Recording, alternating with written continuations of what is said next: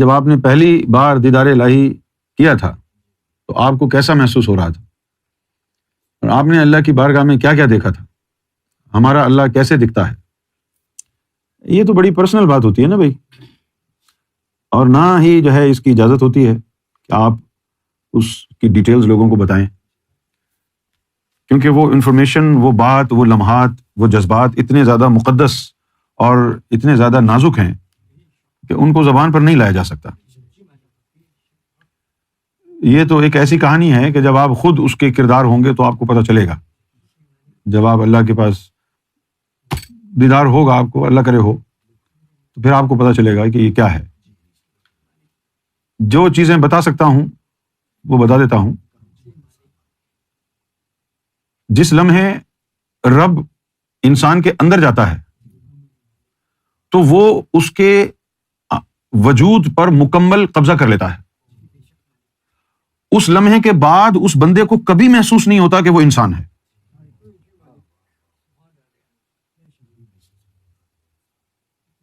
دیکھو بھائی، یہ جو گلاس ہے، اس گلاس کی تاثیر نہ تو ٹھنڈی ہے نہ گرم ہے۔ اس میں آپ اگر ٹھنڈا پانی ڈالو گے تو یہ آپ کو ٹھنڈا دکھے گا، اور اس میں اگر آپ گرم گرم چائے ڈال دو گے تو پھر یہ گرم ہوگا، ہے نا؟ اچھا، انسان کے اندر جب شیطان ہوتا ہے، راون ہوتا ہے، تو وہ راون کی طرح حرکتیں کرتا ہے، شیطان کی طرح حرکتیں کرتا ہے، نہیں؟ اور جب اس کے اندر سے شیطان نکل جاتا ہے، نور آ جاتا ہے، تو پھر وہ نور اس کو ایک اچھا انسان بنا دیتا ہے۔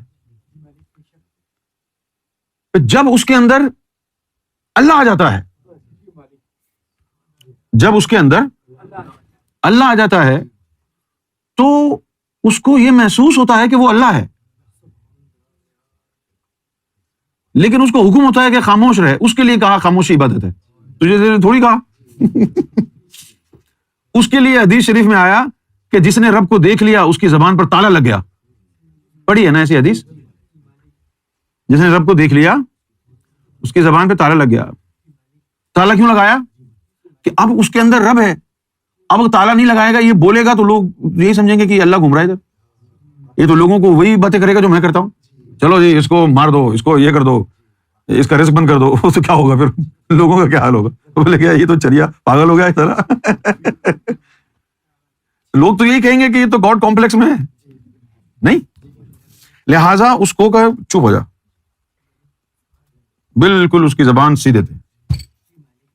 اب منصور الحلاج کی زبان سے نکل گیا تھا انا الحق، میں ہوں اللہ، اس سولی پہ چڑھا دیا،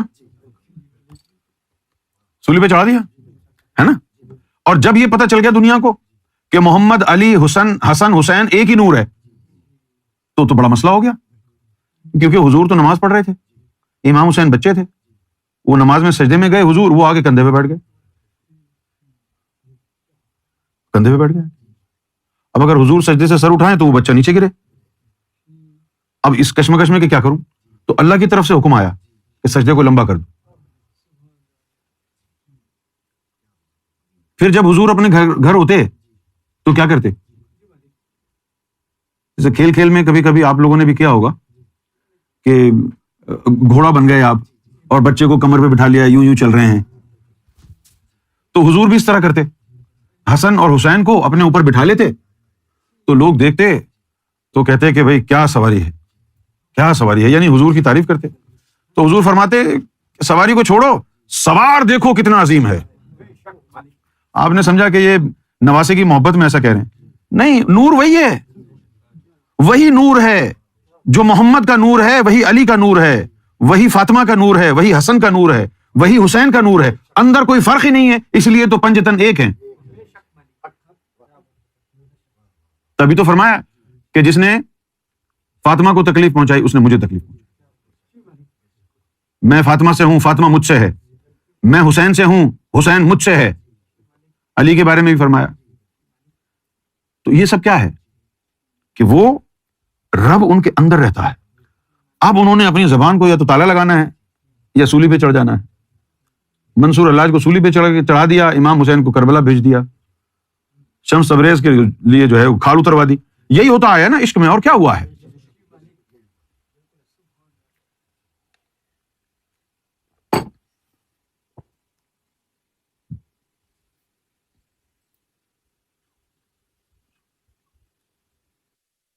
چلو آگے.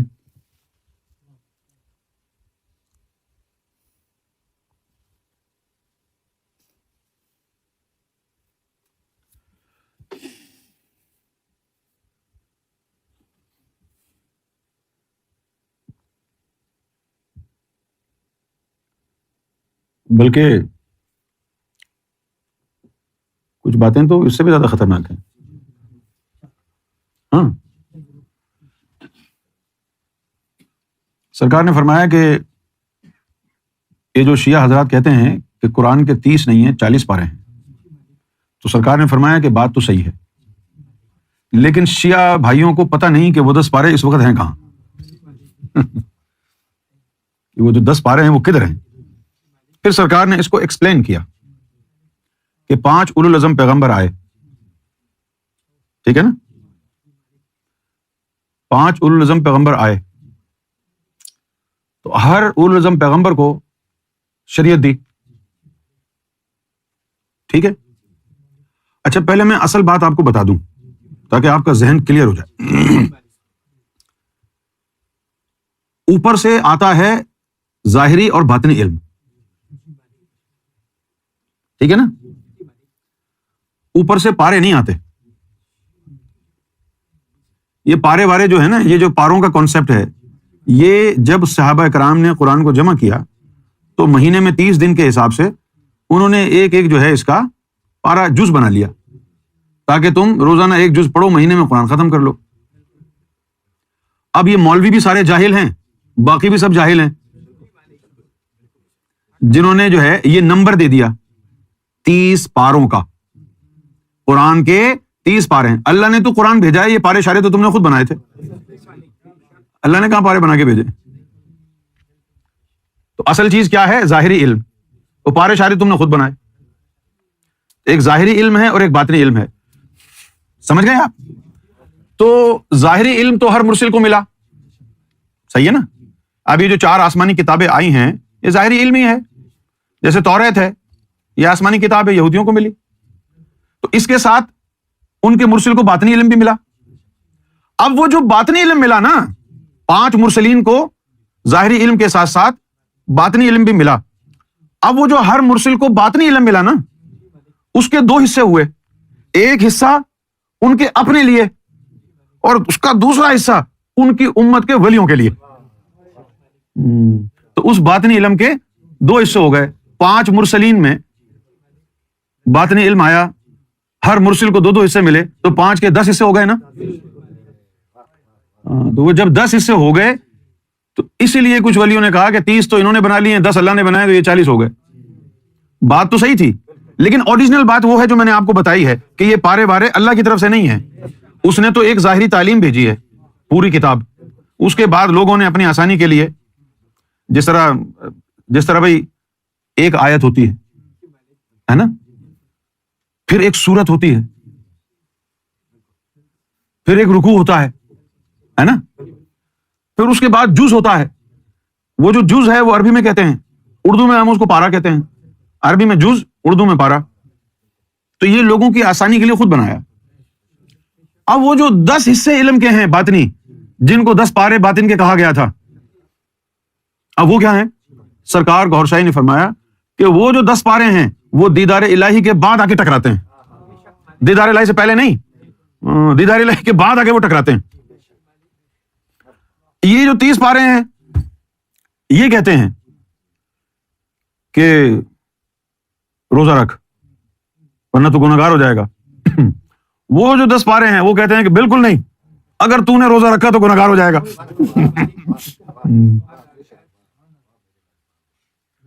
یہ کہتے ہیں کہ نماز پڑھ ورنہ گنہگار ہو جائے گا. وہ جو 10 پارے ہیں وہ کہتے ہیں اگر تو نے نماز پڑھی تو بہت سخت گناہ ملے گا. اور وہ کیسے؟ وہ ایسے کہ جب 10 پاروں کی تعلیم ملنے کے بعد تیرے انگ انگ میں رب سما گیا، جب تیری اور رب کی زبان ایک ہو گئی، تو بولے یا رب بولے ایک ہی بات ہو گئی. ایک وقت آتا ہے کہ جب رب بندے کی شہرک سے قریب ہو جاتا ہے، جب رب بندے کے دل میں آ جاتا ہے تو اس کی زبان اور رب کی زبان ایک ہو جاتی ہے. اب وہ کہہ دے تو بس رب اس کو نبھائے گا، رب نے کچھ کہہ دیا تو وہ ولی نبھائے گا۔ اب جب اس کی آنکھ، ناک، منہ، کان، پاؤں سب کچھ اللہ ہو گیا، یہاں تک کہ گھر بار اللہ ہو گیا، ہاں جی، اب وہ سجدے میں کس کو سر جھکائے؟ تو گناہی ہوگا نا، تو گناہی ہوگا نا۔ وہ جب وہ تیرے ہاتھ پاؤں بن گیا جس سے تو چلتا ہے، زبان بن گیا جس سے تو بولتا ہے، تو اب وہ کس کے آگے سر جھکائے؟ تو کسی کے آگے سر جھکائے گا تو گناہی ہوگا نا، بلکہ شرک ہوگا نا۔ اس لیے کہا ہے کہ تو بس آرام سے بیٹھ، اب جس نے تجھے دیکھ لیا اس نے مجھے دیکھ لیا۔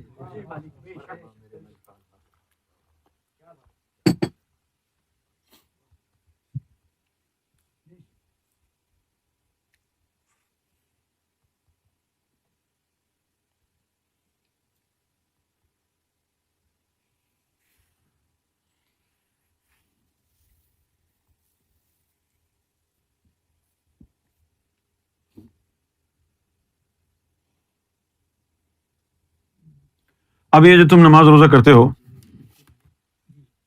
یہ عبادت جو ہے، عبادت کیا ہے؟ اس کو کہتے ہیں بندگی۔ کیا کہتے ہیں اس کو؟ بندگی۔ ابھی رب دور ہے نا تم سے، اب تم اس کی کیا خدمت کرو گے؟ اس لیے اٹھک بیٹھک کرتے ہو، بھوکے پیاسے رہتے ہو، اٹھک بیٹھک کرتے ہو نا، وہی اٹھنا بیٹھنا نماز ہی ہے نا۔ اٹھک بیٹھنے ہیں، خدا کی قسم جب تم کو پتہ چلے کہ رب فلاں بندے میں آ گیا ہے، اب عبودیت اس کی خدمت ہے، اب اس کی خدمت ہے، اور اس کے پاؤں دبانا، اس کی خدمت کرنا، پھر یہ جو 5 رکن ہیں تمہارے دین کے، ان سے زیادہ افضل ہیں، کیونکہ وہ تمہاری نماز تو ادھر ہی پھر رہی ہے نا، ادھر پہنچی نہیں۔ او یہ تو اس کو ہاتھ لگا رہا ہے، کہاں وہ عبادت اور کہاں یہ عبادت، یہ تو پھر بہت ہی آگے لے جائے گی نا۔ یہ ہے اصل عبودیت۔ اس کو اصل عبودیت کیوں کہیں گے؟ کون ہے جس کو احدیت میں جانے کا موقع ملا، اللہ کے پاؤں چھونے کا موقع ملا؟ وہ دور دور سے کھڑے ہو کر کے واپس بھجوا دیتا ہے۔ وہ دیدار کرنے کے بعد بھی کس نے چھوا اس کو؟ دیدار کرنے کے بعد بھی کس نے چھوا اس کو؟ اور یہ جو لطیفہ انا کے ذریعے دیدار ہوتا ہے، یہ کوئی خاص دیدار، ہم تو اس کو دیدار ہی نہیں سمجھتے۔ جو لطیفہ انا کے ذریعے دیدار ہوتا ہے نا، جس طرح امام ابو حنیفہ کو 99 دفعہ ہوا تھا، یہ کوئی دیدار ہے؟ اس میں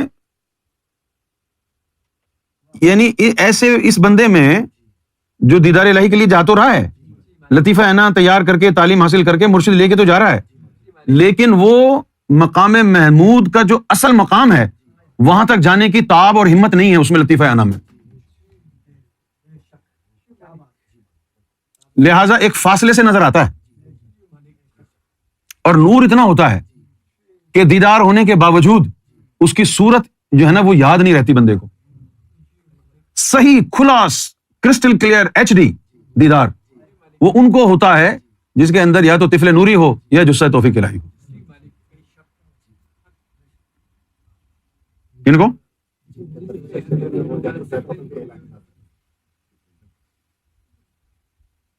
اور ظاہر میں بیٹھ کے کتنا کرسٹل کلیئر دیدار ہوتا ہے، ظاہر میں آمنے سامنے بیٹھ کے کیسا دیدار ہوتا ہے، لیکن انسان اتنا بدبخت ہے کہ جو اتنی دور چیز پڑی ہوئی ہے، جو تیری نظروں میں آ بھی نہیں رہی، جس کے نخرے بھی اتنے ہیں، اس کی یاد میں تو روتا رہتا ہے، اور جو تیرے سامنے HD میں بیٹھا ہوا ہے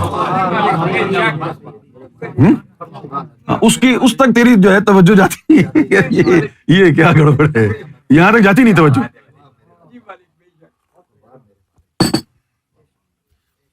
اسی لیے بلے شاہ نے کہا تھا کہ یہ جو عشق ہے نا، یہ بڑی خطرناک چیز ہے۔ اے عشق بلے شاہ اوکھا اولہ، اٹس ڈینجرس۔ کیوں اوکھا اولہ کیوں ہے؟ صورت ہے صنم دی عرش مولا، یار بنا نہ کوئی اللہ ہے، پاویں رب نال جھگڑا پہ جاوے۔ اگر یار نہیں ہے تو رب بھی نہیں ہے، یار ہی سب کچھ ہے۔ اے عشق بلے شاہ اوکھا اولہ، صورت ہے صنم دی عرش مولا، یار بنا نہ کوئی اللہ ہے، پاویں رب نال جھگڑا پہ جاوے۔ پھر سلطان باہو نے بھی کہا کہ مکھ مرشد دا خانہ کعبہ، مکھ مرشد دا خانہ کعبہ، جتھے عاشق، سارے نہیں، جتھے عاشق سجدہ کردے ہو، دو زلفاں وچ نین مسلے، جتھے چار مذہب آ رلدے ہو، تھوڑی اودی حوض کوثر، جتھے کٹ پیاسے پردے ہو، باہو شاہ کی مکے جانا، جد حج ہوئے وچ کردے ہو. یہی بات ہو گئی نا. اگر ایسا کوئی مرد مل جائے، ایسا کوئی مل جائے کہ جس کے اندر وہ رہتا ہے، تو پھر ادھر ادھر جانے کی لوڑ، وہی سب کچھ ہے نا جو تمہارے سامنے بیٹھا ہے. مکھ مرشد دا خانہ کعبہ، جتھے عاشق سجدہ کردے ہو، دو زلفاں وچ نین مسلے، دو زلفاں وچ نین مسلے، انہی آنکھوں سے تیری نماز ہوگی، انہی سے تیری تعمیر ہوگی، انہی سے تیرا مرتبہ اوپر چلا جائے گا، ان آنکھوں سے ہی. جو مرشد کی آنکھ ہوتی ہے. باہو شاہ کی مکے جانا، جد حج ہوئے وچ کر دے ہو. کون سا گھر؟ یہ نہیں کہ ہمارے گھر پر آ گیا ہو، یہ گھر جد حج ہوئے وچ کر دے ہو، اپنے تیرے اندر، دل کے اندر ہی دیکھ، وہ بیٹھا ہوا ہے، ہو گیا. آج بات وہی ہے، ہندوؤں میں بھی یہی ہے کہ وہ میرے اندر آ گیا ہے، اب مجھے مندر جانے کی ضرورت نہیں ہے. ادھر بھی وہی ہے، ادھر بھی وہی ہے.